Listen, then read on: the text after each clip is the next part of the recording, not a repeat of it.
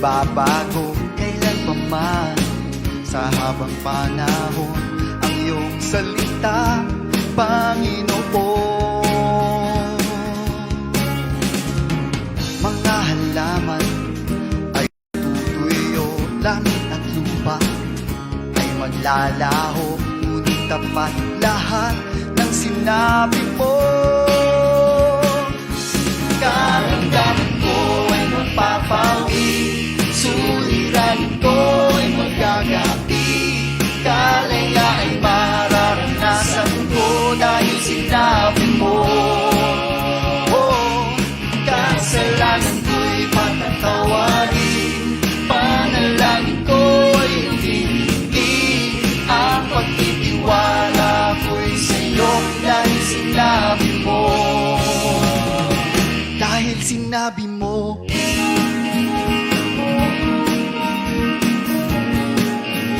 Sinabi mo, oh Diyos.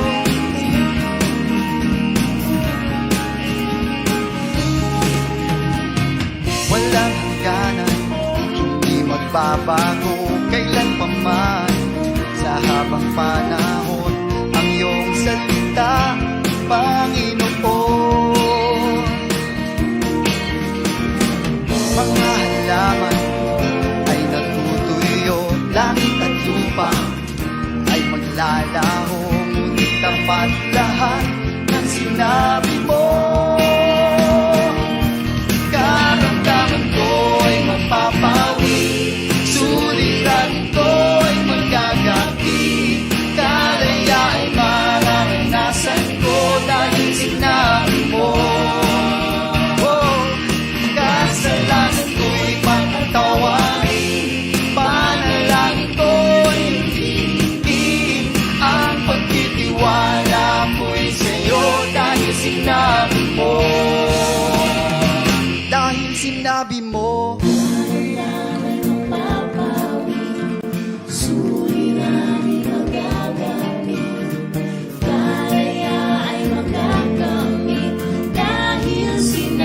mo.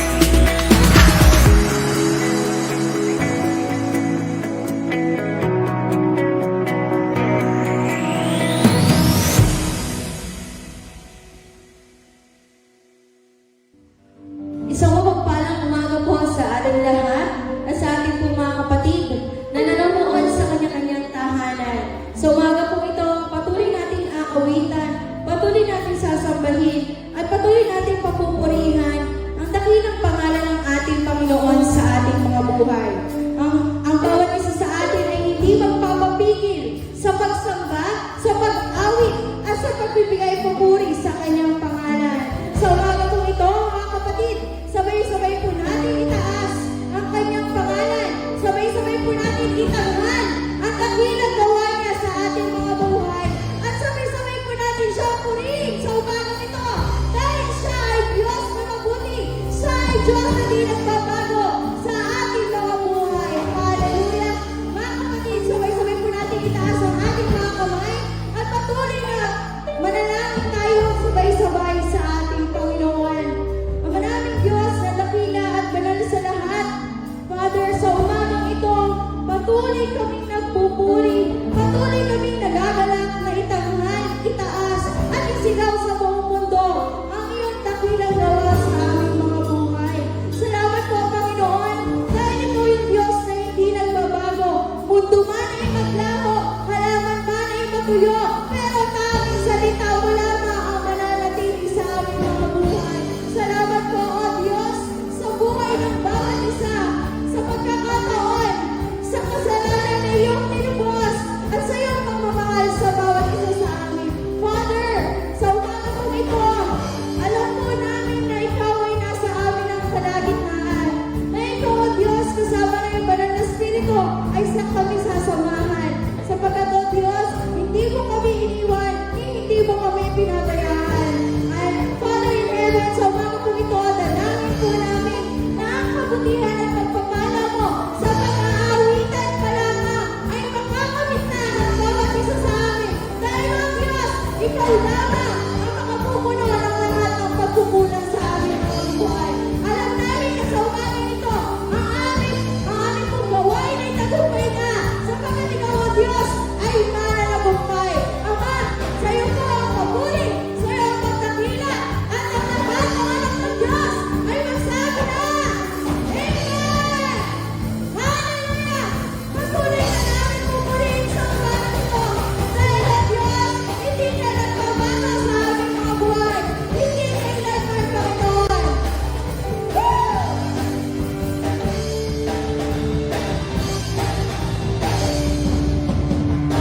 Walang hangganan, hindi nagbabago kailanman. Sa bawat panahon ng iyong salita, Panginoon. Mga halaman ay natutuyo, langit at lupa ay maglalaho, ngunit ang lahat na sinabi mo. Maramdaman ko at mapapangit, suliran ko ay magagabi. Lalayan man naranasan ko na sinabi mo. Ngunit ang kasalanan ko, ako'y patatawarin. Panalangin ko ay umiligid. Ang pagtitiwala ko'y sa'yo dahil sinabi mo. Dahil sinabi mo. Woo! Hallelujah! Walang hangganan, hindi nagbabago kailanman.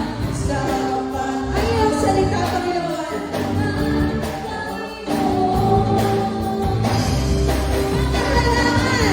Halaman ay natutuyo, langit at lupa ay maglalaho, ngunit ang lahat na sinabi mo.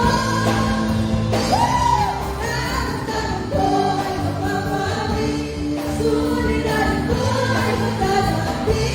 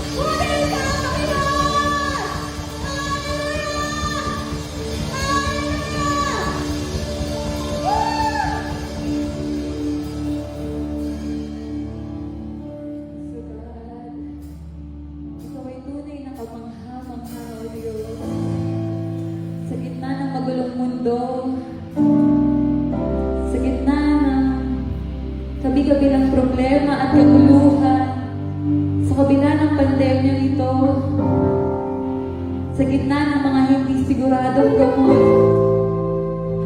sa kabila ng hindi siguradong mga balita, isa lang yung sigurado sa mundo ito. Ito ay pangalang Jesus lamang. Siguradong totoo. Siguradong mapagkakatiwalaan. Kaya kami narito muli, aming Ama, upang mabigyan ka namin ng papurihan, upang maitatag namin ang iyong pangalan. Hallelujah. Thank you, Jesus.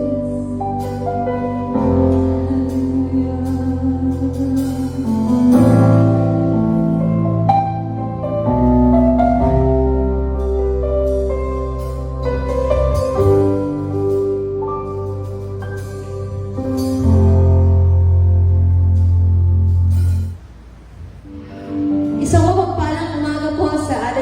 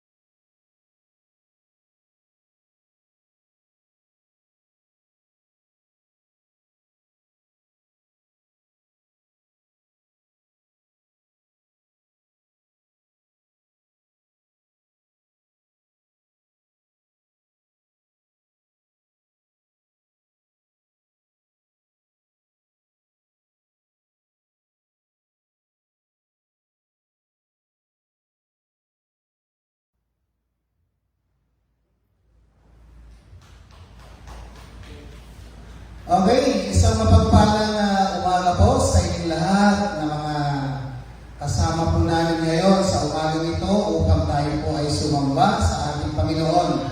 Sa inyo po na mga kapatiran at sa bawat isa po na nasa inyong tahanan na nanonood po ng mensaheng ito ng ating Panginoon, ay hinihiling ko po na sa umagang ito ay patuloy po natin na enjoy ang ating pag-aaral at ang ating pagsamba.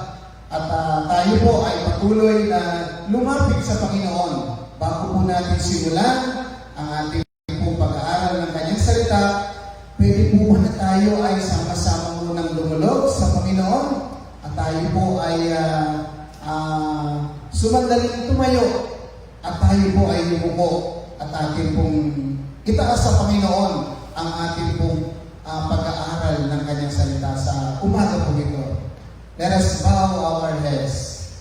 O dakilang Diyos, sa aming Ama sa langit, patuloy po kami na sa umagang ito ay nagpupuri, nagpapasalamat, and we declare, Father God, na sa umagang ito, patuloy po na ang iyong presensya ay paparanas mo sa buhay ng bawat isa, Panginoon. Dalangin po namin, O Diyos, na sa buong oras po ng aming palambahan, Panginoon, through live streaming, ay patuloy po na mangusap ka, patuloy na kapangyarihan mo, ay maranasan po ng bawat isa, Panginoon. Pagpalain mo po ang lahat na makikinig, ang manunood po, ang nakikisama po sa bawat tahanan na naroon sa mga sandaling ito. Ikaw po, Panginoon, ang mamuna sa amin, Holy Spirit, at patuloy na pagkalooban po niyo kami ng karunungan, kaunawaan, Panginoon, para sa mga salita po at mensahe na amin po pagsasaluhan ngayong umaga. Nawa, Panginoon, ikaw po ang aming maitaas at maparangalan sa aming gagawin na ito. Ito po ang aming sama-samang dalangin sa pangalan ni Jesus. Amen at amen. Okay, muli po ay isang mapagpalang umaga po sa inyong lahat. Kayo po ng mga nalinya sa inyong tahanan, mga kapatiran po, at mga kaibigan, kami lalo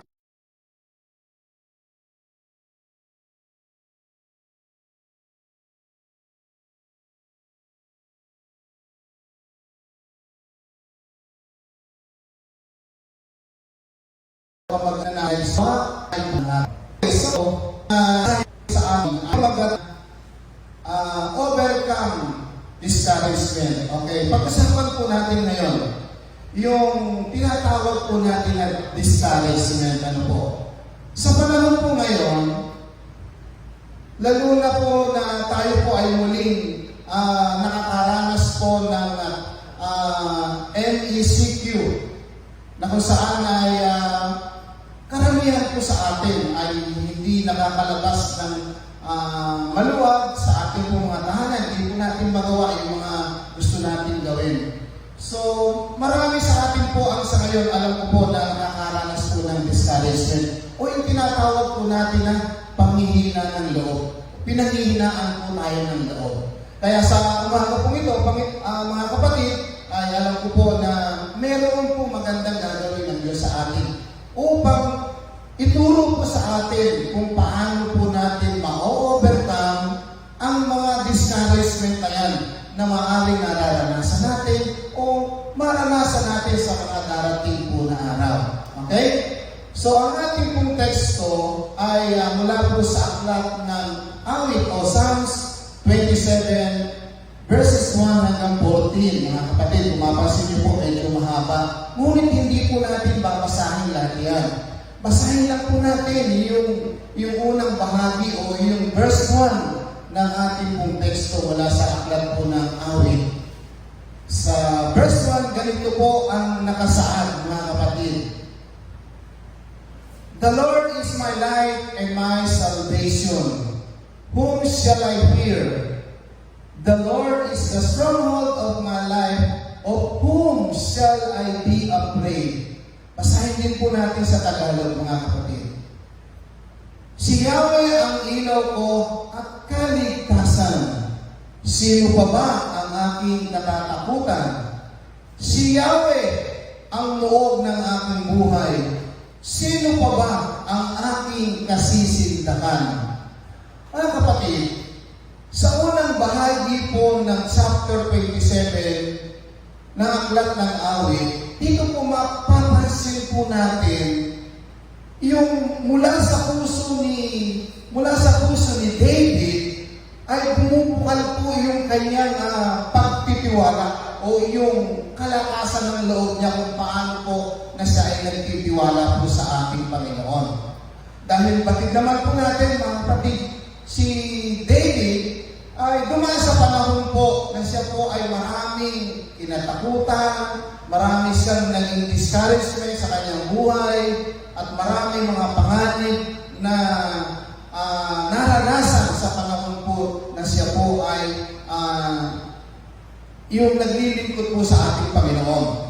Okay? So ngayong umaga, tingnan po natin, ano po ba yung mga bagay or merong dalawang bagay na importante po na ipinapakita sa atin, yung katotohanan po mula sa mula sa discouragement. O ito yung mga bagay na makikita po natin mula sa buhay ni David na mahalagang katunayan patungkol sa discouragement. Una, ano po yung una? Sabi po dito, we can defeat discouragement when facing danger or difficulty. Mga kapatid, yan po ang sabi. Ito yung ipinapakita based doon sa kanyang naging experience na mga katunayan o facts about discouragement na kaya natin pagtagumpayan o talunin ang discouragement o yung panghihina ng loob po natin kung tayo man po'y dumadating sa mga o humarap or we are facing danger or difficulties in our life. Okay, pangalawa po, ang sabi yan, we can defeat discouragement when facing an unknown future. Sinabi rin po ni David, mga kapatid, na kaya nating talunin ang discouragement o ang panghihina ng ating loob kung tayo man pinakakaranas kapag tayo po ay nahaharap sa mga hindi po natin batid na kinabukasan o yung mga hindi natin alam na magaganap sa future, mga kapatid. By the way, sino po sa inyo ang nakaranas o nakaranas na ng discouragement o kayo po ay pinanghinaan na ng loob, mga kapatid? At ano po ang inyong naging paraan o daan o solusyon kung paano po ninyo ito mapagtagumpayan? Katulad po ba ni David? Katulad po ba lang naranasan ni David na siya po ay tunay na nagtiwala sa ating Panginoon upang maging dahilan po na kanyang mapaglabanan o matalo niya ang tinatawag po natin na discouragement. Okay, sa ating pong pagpapatuloy, he did not know how, when, or where. Si David po, hindi niya alam hindi niya po alam kung paano, kung kailan, at kung saan magaganap yung mga bagay na tinatawag po natin na discouragement. Kailan ito magaganap, kailan niya ito mararanasan, o saan mga panahon niya ito mararanasan. Ang tanging alam lamang po ni David, o ni David, mga kapatid, that God is bigger than his situation or circumstances. Mga kapatid, walang alam si David. Hindi niya alam kung kailan magaganap, hindi niya alam kung paano niya ito harapin, hindi niya alam kung saan ito mangyayari. But the only thing na ibinibigay po o tinuturo sa atin ni David ay yung binabanggit po niya na tanging alam niya ay ang Diyos ay higit na malaki doon sa mga sitwasyon or circumstances na kanya susuungin o kaya naman po ay pagdaraanan. Mga kapatid, ito po ay napakahalaga. Napakahalaga po na sa ating mga buhay ay kailangan po natin na tayo po ay yakapin natin o tanggapin natin o isapamuhay po natin yung mga aral mula sa karanasan po ni David. Na kung saan, ito yung possible na pamamaraan na kung tayo man po ay dumating sa mga discouragement o tayo pinanghihinaan, mga kapatid, meron na po agad tayong kaparaanan na magiging solusyon para ma-overcome po natin ang mga bagay na ito. Okay? So, purihin ang Panginoon. At sabi po dyan, that God will see him through. Alam ni David na sa lahat ng sitwasyon, sa lahat ng mga difficulties in his life or circumstances, that God will see him through, mga kapatid. Iyon po yung napakaganda na dapat natin matutunan sa buhay at sa karanasan po ni David sa panahon na siya po ay nakaranas ng mga matitindig discouragement sa buhay po natin. Alam niyo po, tunay po na kapag ang isang tao ay na-discourage, talagang hindi natin alam, hindi natin batid kung ano po yung gagawin natin. But, kung tayo po ay tunay na meron tayong matibay na pananampalataya at pagtitiwala po sa ating Panginoon, ito po yung magiging susi naman kung paano po natin ma-overcome ang discouragement sa buhay po natin. Amen po ba? Okay, so purihin po ang Panginoon. Okay, how did David overcome discouragement? Okay, sa ating pong pagpapatuloy, tingnan po natin mga kapatid, paano ba tunay na na-overcome ni David? Paano ba niya napagtagumpayan? Paano niya natalo ang discouragement na kanya pong naranasan? Tandaan po natin, hindi basta-basta discouragement lang o hindi ordinaryong mga pagsubok ang dumaan sa buhay po ni David na naging daan para panghinaan po siya ng loob. At sa ating pong teksto kanina, na binasa po natin mula sa Aklat ng Awit, chapter 27, verse 1 hanggang 14, mga kapatid, ang aklat po na ito ay nagtuturo sa atin o magtuturo sa atin ngayong umaga na kung paano na tayo ay dumaan man sa mga pagsubok sa ating buhay na hindi po tayo madi-discourage. Like David, katulad ni David po, na alam niya yung gagawin niya, alam niya na mayroong tamang solusyon kung paano niya ma-overcome ang bawat mga discouragement sa buhay niya. So sana tayo din po, mga kapatid, and I wish na maging pagpapala po ang mensahe ito sa buhay ng bawat isa po sa atin. Okay, ano po yung una, mga kapatid? Paano na-overcome ni David ang mga discouragement sa buhay niya at ano po ang itinuturo sa atin ngayon ng Panginoon? Number 1, sabi po dito, God is our, stronghold. Yan po yung number 1. Ulitin po natin, God is our stronghold. Okay. Sa Psalms 27 verse 1, yung po text natin na binasa kanina, sabi po dito, paano po naging stronghold ni David ang Diyos? Sabi niyan, si Yahweh ang ilaw ko at kaligtasan. Sino pa ang aking katatakutan? Si Yahweh ang loob ng aking buhay. Sino pa ba ang aking kasisintahan? Mga kapatid, obvious na obvious po. Sa sinabi ni David, sa sinabi niya, tinuran niya o sinulat niya sa aklat po ng awit, walang duda na tunay na mula sa kanyang puso, tunay na nagtitiwala sa ating Panginoon dahil sa kanyang mga tinuran ng mga pananalita, nagpapatunay, itinuturing po niya na kanyang stronghold or muog ng kanyang buhay ang ating pong Panginoon. So tayo rin po, mga kapatid, kaya rin po natin pagtagumpayan or we can overcome discouragement in our life. Ano man po yung ma-experience natin ng mga discouragement sa buhay. Tunay na kapag kinikilala po natin ng Diyos sa ating mga buhay, that He is our stronghold, mga kapatid, sa yung ating muog ng ating buhay, kaya rin po natin na ma-overcome ang mga discouragement sa buhay po natin. Ang masaklap po mga kapatid, marami po sa mga tao na nakakaranas po ng discouragement, hindi lamang po nauuwi sa ganong discouragement, kundi nagiging mas malala po ang sitwasyon na kanilang naranasan. Bakit po?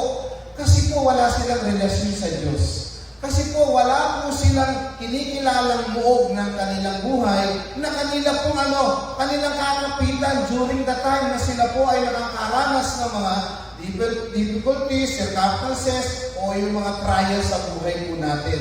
But like David, tingnan po natin si David. Grabe yung kanyang binitawan po na declaration na hindi siya kayang takutin o wala na siyang katatakutan, wala na siyang kasisindakan dahil sa ating Panginoon. Amen. So kung tayo po may relasyon sa Panginoon, tayo po ay mayroong malalim ng pakikipagrelasyon sa ating Panginoon, hindi na po tayo kinakailangan o hindi tayo kailanman masisindak o matatakot anuman ang mga pinagdaanan natin sa buhay. Kapatid, baka yung pinagdadaanan o yung rason ng iyong discouragement as of now, napakaliit na bagay lang. Si David, pag atin pong inaral ang buhay niya, grabe po ang mga problema, ang mga trials sa buhay niya, na halos ay talagang hindi na siya makatulog, hindi na niya malaman ang kanyang gagawin. But blessing, mga kapatid, kung tayo po ay kilala natin ng Panginoon, meron po tayong relasyon sa Kanya, dumaan man ang mga pagsubok or discouragement sa buhay natin, kayang-kaya po natin i-overcome. Amen po ba? Purihin ang Panginoon. Okay, number 2 po. Be confident of God's protection. Okay. Be confident of God's protection. Basahin po natin ang verse 2 at verse 3 ng chapter 27 ng Awit. Kung buhay ko ay pagtangkaan ng taong masasama, sabi po ni David, mga kapatid, pakinggan niyo pong maigi at talaga po ang mensahe binigay sa atin ng Panginoon ngayon po umaga. Kung buhay ko ay pagtangkaan ng taong masasama, sila'y mga kalaban ko at mga kaaway na. Mabubuwa lamang sila at mapapariwara.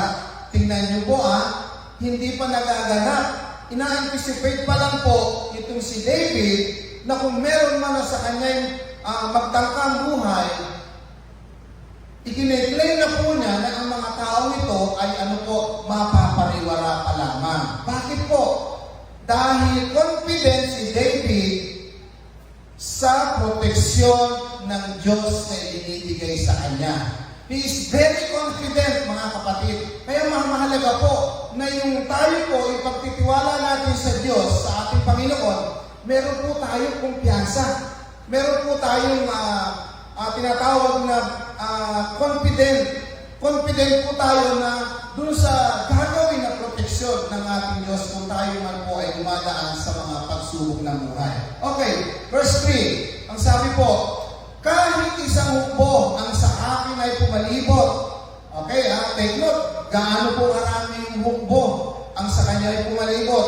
Hindi pa rin ako sa kanila matatakot. Tingnan niyo po, mga kapatid, sabi ni David, kahit gaano karami pa ang pumalibot sa kanya, ang magtaka sa buhay niya, hindi pa rin siya matatakot. Salakayin man ako ng mga kaaway, magtitiwala pa rin ako sa may kapal.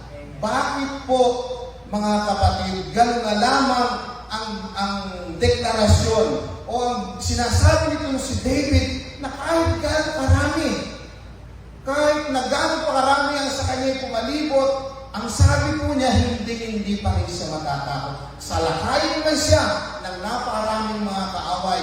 Ano po ang sabi niya? Magtitiwala pa rin siya sa ating Panginoon. So, purihin ang Panginoon. Kasi, alam niyo po, kapag tayo, yung ating pagtitiwala, yung confident natin sa God's protection, katulad ng kay David, meron po tayo, kapatid, I'm sure na kahit anuman ng mga pagsubok, anumang mga discouragement ang dumaan sa buhay mo, o maaaring na ito ay maranasan mo sa mga darating na panahon, ang tanging susi lang doon ay tayo po ay maging confident sa proteksyon ng ating Panginoon. Hallelujah! Purihin ang Panginoon. Pangatlo po tayo. We need God's presence and His house. Number 3, we need God's presence and His house. Mga kapatid, okay, basahin po natin yung verse 4. Kay Yahweh ay isang bagay lang ang aking hinihiling. Iisa lamang ang aking hangarin, ang tumira sa templo niya habang buhay, upang kagandahan ni Yahweh aking mapagmasdan, at doon humingi sa Kanya ng patnubay, mga kapatid. Pangatlong bagay po kung paano na-overcome nitong si David ang discouragement na kanyang naranasan sa buhay. He always seek God's presence in his life, mga kapatid. Laging niyang inaasam ang presensya ng Diyos sa kanyang buhay. Kaya kung ating balikan yung verse 4 na binasa natin kanina, sabi niya doon, gusto niya yung laging nasa templo ng ating Panginoon.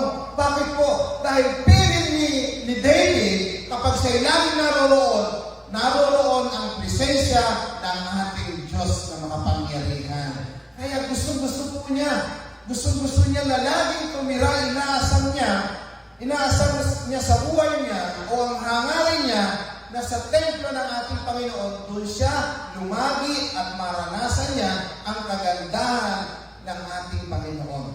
So, purihin ng Panginoon. Pangtatlo po na kinakailangan po natin din, mga kapatid. Tayo rin po, hindi lang si David, kailangan po natin na laging hinahanap natin, kinauuhawa natin, ninanasa po natin ang presensya ng ating Panginoon. At saan po natin yan nakikita?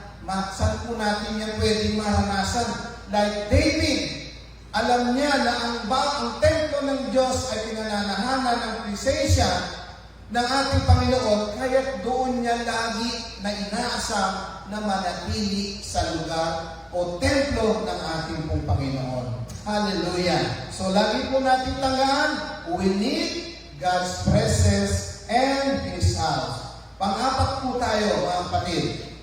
Pang-apat na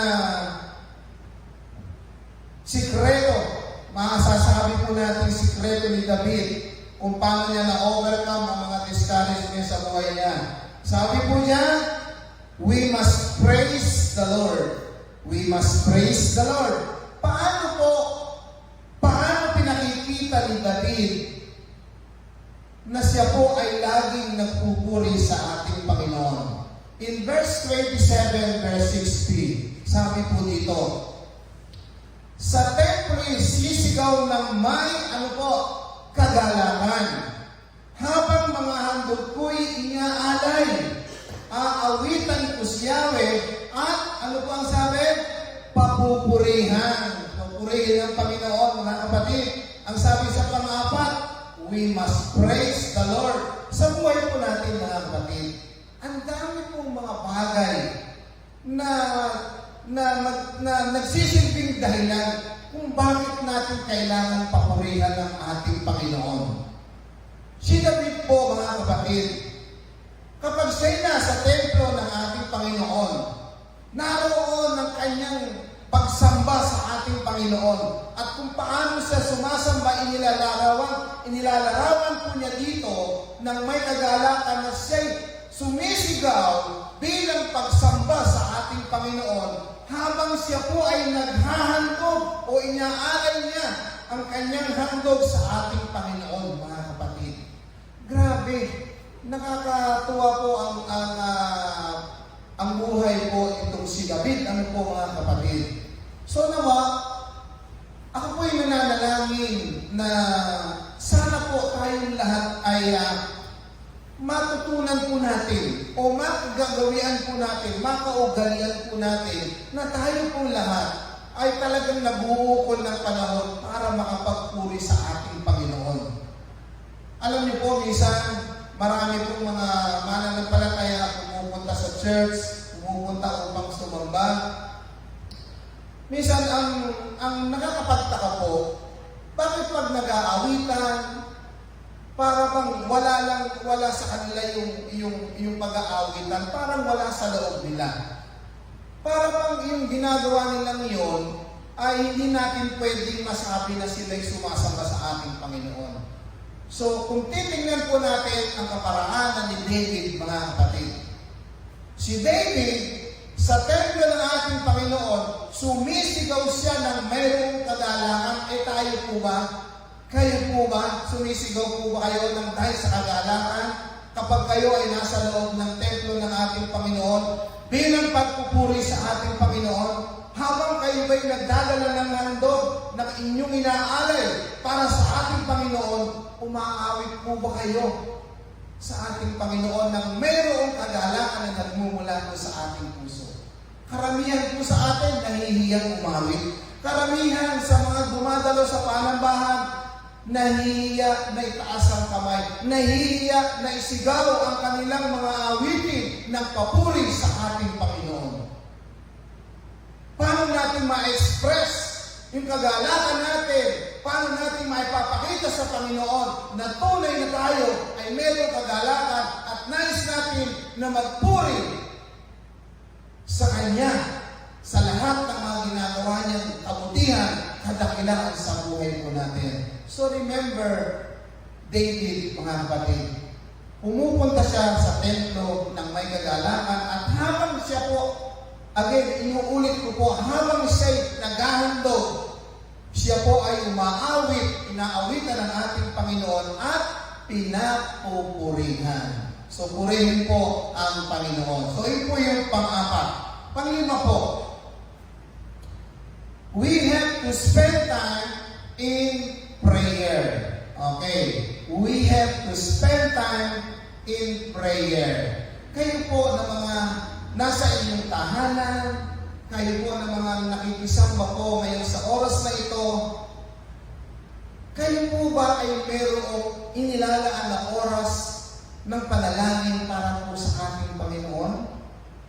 Meron po ba kayong separate time kung paano niyo po kausapin o kung paano kayo makipag-communicate sa ating Panginoon? Mga kapatid, alam niyo po, spending time in prayer ay napakahalagang bagay po na tayo po bilang mga tao, bilang mananampalataya, ay meron po tayong ginagawa ganito sa buhay po natin. Bakit po? Kasi kailangan po natin to. Sabi nga po doon sa isang message noong Sunday na i-deliver ko po doon sa Jesus Worship Center sa Maasin. Isa sa mga bagay na tayo po ay hindi maaaring mabuhay sa mundong ito ay yung po hindi po tayo nananalangin. Yung wala po tayong communication, wala tayong time na binibigay para makipag-usap sa ating Panginoon. Kaya napakahalaga po that we have time to spend in prayer, mga kapatid. So tingnan po natin si David. Sa verse 7, pakinggan mo ako, Yahweh, sa aking panawagan means prayer po. Sagutin mo ako at iyong kahabagan. Nang sabihin mo, Yahweh, lumapit ka sa akin, sagot ko'y nariyan na, at kita'y sasambahin. Mga kapatid, tingnan niyo po si David. Lagi siyang nananalangin, lagi siyang nagbibigay ng oras sa ating Panginoon para po siya ay manalangin. Inaasam-asam niya, pinauuhawan niya ang oras ng pakikipagniig niya sa ating Panginoon. I hope na tayo pong lahat, mga kapatid, nakakaramdam din po tayo ng kauhawan. Nasasabit din po tayo na tayo ay sa pamamagitan ng ating pananalangin ay maibulalas po natin sa Panginoon. Masabi po natin lahat ang laman ng ating puso. Ano man ito, pagpupuri man, kahilingan man, pasasalamat man, kauhawan po natin yan. Make sure na tayo pong lahat ay mayroong oras na ibinibigay upang tayo po ay manalangin. At kung iyan po ay lagi natin gagawin, dumating man po sa buhay natin ang mga discouragement, I'm sure madali po natin malilipit o madali natin ma-overcome ang bawat mga kahinaan na yan o paghihina ng loob ng ating nararanasan. Amen po ba? Purihin ang Panginoon. Okay. How to pray? Paano po tayo mananalangin? Paano po natin gagawin ang pakikipag-usap natin sa Panginoon? First of all, kinakailangan po natin admitin natin sa puso natin, sa buhay natin, na meron tayong kailangan. Amen po ba? Kung tayo nananalangin, dapat inaamin mo sa Panginoon, sinasabi mo sa Kanya, Lord, meron akong kailangan. Pangalawa, ang sabi dyan, ask God for help. Pag ating inadmit sa harapan ng Panginoon through our prayer, of course, we are asking His help. Manghihingi tayo ng tulong sa ating Panginoon. Lord, kailangan ko ng tulong mo. Yun po ang dapat natin gawin. Pangatlo, ask in faith, knowing that He will hear, He cares, and He will answer. At sa ating pong pananalangin, mga kapatid, humingi po tayo nang meron tayong pananampalataya at alam natin na siya ay nakikinig sa ating panalangin, siya po ay nagmamalasakit sa atin, at siya po ay tutugon sa ating mga pananalangin. Amen po ba? So, iyan po ang dapat po natin gawin, mga kapatid. So, I pray na tayo po lahat masumpungan po natin na tayo ay laging nananalangin, lagi po tayo naglalaan ng oras para po sa ating Panginoon. Okay, tuloy-tuloy po tayo. Allow God to teach you through discouraging situation. I-allow po natin ang Panginoon na turuan niya tayo sa pamamagitan ng mga nararanasan nating mga discouraging situation sa buhay po natin. Hayaan po natin na turuan po tayo ng ating Panginoon. Sa Awit chapter 27 verse 11 o Psalms 27 verse 11, ano po ang nakasaad dito? Ituro mo sa akin, Yahweh, ang iyong kagustuhan. Sa ligtas na landas, ako'y iyong samahan. Pagkat naglipana ang aking mga kaaway. So mga kapatid, i-allow po natin ang ating Panginoon na tayo po ay turuan sa pamamagitan ng mga sitwasyon na tayo po ay nadi-discourage, and let Him teach us kung paano po natin lalakaran yung Kanyang ways, yung Kanyang will, hindi po yung ways natin na gusto natin, hindi yung will na lagi natin sinusunod na nagiging sani ng tayo po ay napapahamak, mga kapatid. Kaya lagi po natin tandaan, magpaturo po tayo sa ating Panginoon. Pasakop po tayo at sumunod sa Kanyang kaparaanan at kalooban. Purihin ang Panginoon. Pang-anim po at last points, how David overcome discouragement. Okay. Be willing to wait on the Lord's answer. Be willing to wait on the Lord's answer. Sa pang-anim po na ito, mga kapatid, sabi po dyan, be willing to wait on the Lord's answer. Kinakailangan po na matuturin tayo o marunong tayong mag-intay sa tugon ng ating Panginoon. Okay. Sa verse 14, kay Yahweh tayo magtiwala, manalig ka sa Kanya, at huwag, maghihinawa. Ibig sabihin, kailangan po natin na matutong maghintay sa tugon ng ating Panginoon. Hindi po, pag tayo humiling sa Kanya, gusto natin right away, ibibigay ng Diyos ang ating ang tugon o ang sagot sa ating mga panalangin. Hindi po Kinakailangan po, matuto po tayo, at iyon ang ginawa ni David. Iyon ang naging sikreto po niya, isa sa kanyang kaparaanan kung paano niya na-overcome ang discouragement na naranasan niya sa buhay niya. natuto siyang maghintay sa Panginoon. Kaya sabi niya, kay Yahweh tayo magtiwala, manalig sa Kanya, at huwag manghihinawa. Kay Yahweh tayo magtiwala. Inulit-uli po, sinabi po dyan, kay Yahweh tayo magtiwala, sinabi sa una, sinabi po sa uli, kay Yahweh pa rin po tayo magtitiwala. Kapatid, kayo po na naniriyan sa inyong tahanan, kanino po kayo nagtitiwala, mga kapatid?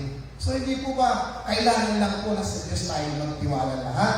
Upang sa ganon, alam ng Diyos ang lahat ng ikabubuti natin. Alam ng Diyos ang mga bagay na hindi pwede sa atin. Kaya huwag po tayong magmadali. Kung tayo man nananalangin, humihingi tayo sa Panginoon, matuto po tayo na maghintay ng Kanyang katugunan. Hallelujah! Purihin ang Panginoon. So, yun po yung anim na mga reason kung paano po na-overcome itong si David, ang discouragement sa buhay niya. Balikan po natin yung anim na yun. To overcome discouragement, remember the following. Sabi niyan, God is our stronghold. Yun po yung number 1. Tandaan po natin, kapag ang itinuring natin na stronghold natin or move ng buhay natin, walang anumang discouragement na hindi natin kayang i-overcome, mga kapatid. Pangalawa, be confident on God's protection. Magtiwala tayo sa proteksyon. Maging confident tayo, maging kumpiyansa tayo sa tulong at proteksyon na ibibigay sa atin ng Panginoon. Pangatlo po, we need God's presence and His house. Lagi po nating kauhawan, lagi nating asamin ang presensya ng Diyos sa ating pong mga buhay. Pang-apat po, we need to praise the Lord. Matuto po tayo na tayo ay laging marunong magpuri, nagpupuri tayo sa lahat ng nararanasan natin, anumang mga bagay ang ginagawa ng Diyos sa buhay natin. Lagi po tayo huwag makalimot na magpuri sa Kanya, katulad ng ginawa nitong si David. Panglima po, we need to spend time in prayer. Lagi po tayo manalangin, maglaan po tayo ng oras sa pananalangin sa ating Panginoon. And last, we need to wait on the Lord's answer. Kailangan po natin na matuto na tayo po ay maghintay sa mga katugunan o sagot sa ating mga kahilingan sa ating Panginoon. Ayaw mga kapatid na tayo po ay napagpala sa umagang ito ng Kanyang pong mensahe. Purihin ang Panginoon. Sa ating pong conclusion, to overcome discouragement, we must respond in faith and courage rather than in fear and discouragement. Purihin ang Panginoon, mga kapatid. So tayo pong lahat ay muling tumayo at tayo po ay nagpasalamat sa Panginoon at idulog po natin sa Kanya na itong mga bagay na ito ay ating pong ma-apply sa buhay po natin kung tayo man po ay dumadaan sa mga discouragement sa buhay natin. Hallelujah. Let us bow our heads again. Aming Ama sa langit, patuloy po kami na nagpapasalamat po sa natapos po namin pag-aaral ng iyong salita. Una sa lahat, Panginoon, salamat sa buhay ni David, Panginoon, na sa pamamagitan po niya ng kanyang karanasan, ipinakita po ninyo sa amin through your words, Panginoon, kung paano po kami magiging matagumpay, paano po namin ma-overcome ang bawat mga situation, bawat mga circumstances sa buhay po namin, sa gayon na hindi po kami panghihinaan ng loob, O Diyos. Salamat po, Panginoon, at tulungan mo po ang aking mga kapatid na nasa kanila pong mga tahanan na ma-i-apply nila ito sa kanila pong mga buhay. At ang dalangin ko po, samahan niyo sila, bigyan niyo sila ng courage, Panginoon, during the time na sila po ay makaranas ng discouragement sa kanilang mga buhay.